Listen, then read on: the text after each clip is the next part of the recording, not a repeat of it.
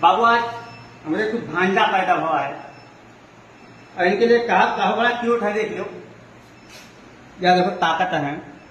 और कहा है, सुना जाए कैसे। अरे हमारे ललना ललना कि हमारे ललना चले बकैया बकैया, हमारे बबुआ चले बकैया बकैया, हमारे ललना चले बकैया बकैया।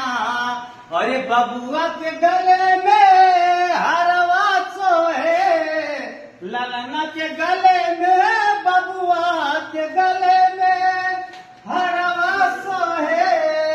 अरे हरवा पहन के चले छैया छैया, हमारे बबुआ चले बकैया बकैया, हमारे ललना चले बकैया बकैया।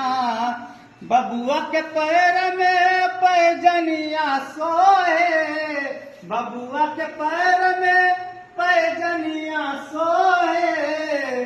कैसे?